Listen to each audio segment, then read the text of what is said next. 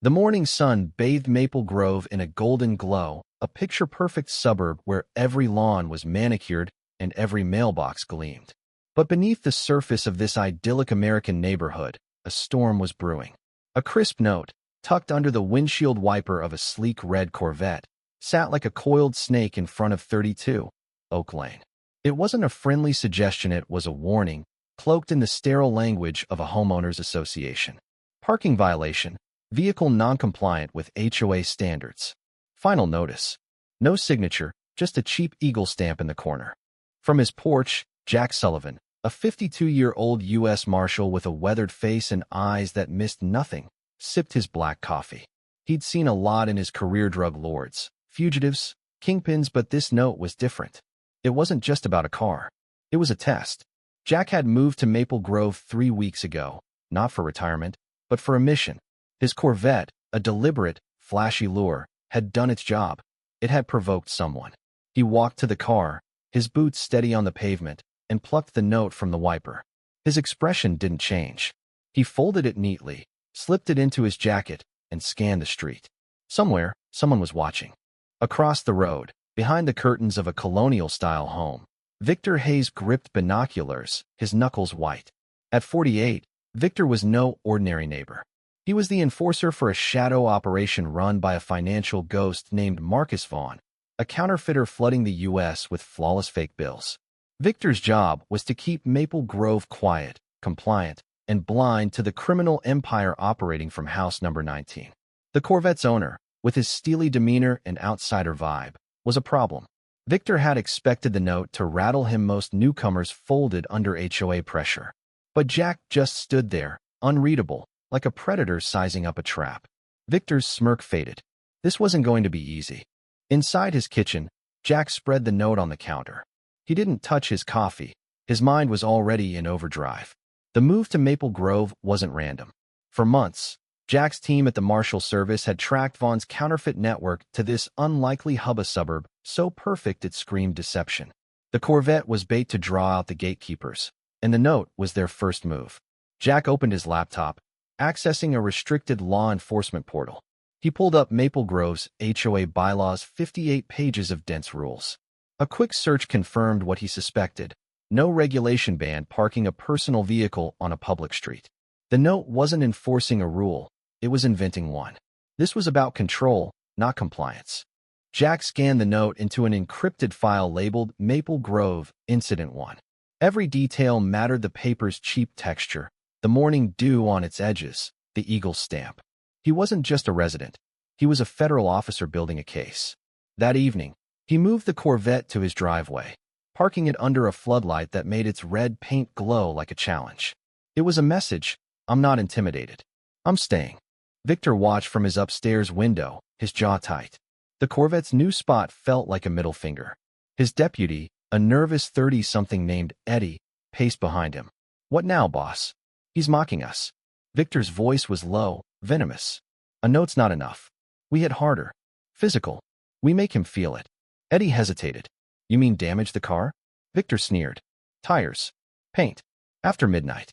He'll learn Maple Grove isn't his playground. At 2:30 a.m., under a moonless sky, Victor and Eddie crept across the street, dressed in black. Victor carried a can of white paint. Eddie clutched a box cutter. They worked fast, slashing the Corvette's tires with sharp, vicious cuts, the hiss of air piercing the silence. Victor dipped a brush into the paint and smeared a thick stripe across the windshield. Then, in a moment of reckless pride, he drew a small symbol on the driver's side mirror with his fingers, a circle with a jagged line, Vaughn's secret mark. It was a mistake that would haunt him. The next morning, Jack stepped outside and froze. The slashed tires, the paint, the sagging carrot was a crime scene. But it was the symbol that stopped him cold. He'd seen it before in classified files. Vaughn's signature, a taunt from the heart of the counterfeiting ring. This wasn't just a neighborhood bully flexing muscle. It was a direct message from the enemy he was hunting. They didn't just dislike his car, they knew he was a threat. Jack's pulse quickened, but his face stayed calm. He photographed every detail, then went inside to his encrypted laptop. The game had escalated. He uploaded the symbol's photo to the federal database, tagging it to Operation Silver, the code name for Vaughn's case. Next, he cross-referenced Maple Grove's property records.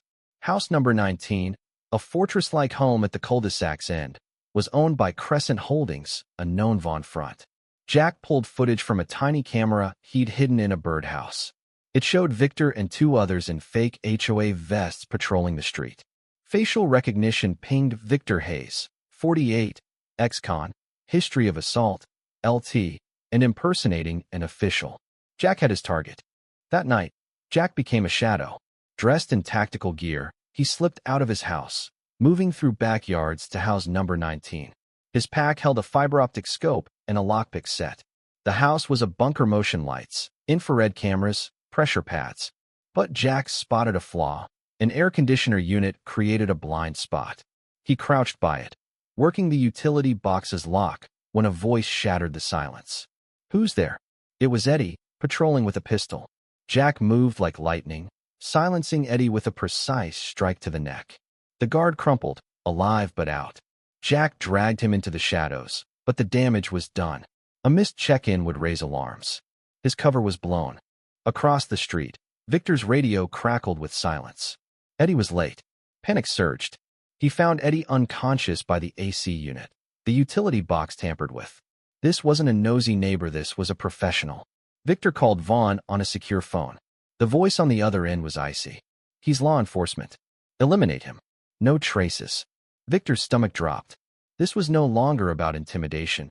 It was about survival. At 1 a.m., Victor led two mercenaries to Jack's house, armed with suppressed rifles. They looked like a death squad, not HOA cops. Jack was ready. His house was a trap, the front door blocked by a couch, the kitchen floor slick with oil, marbles rigged to scatter on the stairs. From a shadowed upstairs corner, Jack watched through an angled mirror. The breach was chaos. One mercenary slipped on the oil, crashing hard. Another hit the marbles, tumbling down the stairs. Jack fired precise shots from the shadows, taking them out cleanly. Victor, enraged, sprayed bullets blindly, then retreated downstairs. Jack didn't stay put. He climbed out a window, dropped to the porch roof, and circled back through the back door. He found Victor in the living room, rifle aimed at the stairs. "Looking for me, Hayes?" Jack's voice was calm. Victor spun, but Jack was faster. A single shot to Victor's shoulder dropped him, screaming. Jack kicked the rifle away. Sirens wailed in the distance. Jack's tracker on Eddie had alerted his team. The Marshal service stormed in, securing the scene. Jack handed over a data drive with Vaughn's server access. "This ends it," he said. Hours later, a raid on house number 19 uncovered a counterfeiting hub, presses, servers, stacks of fake bills.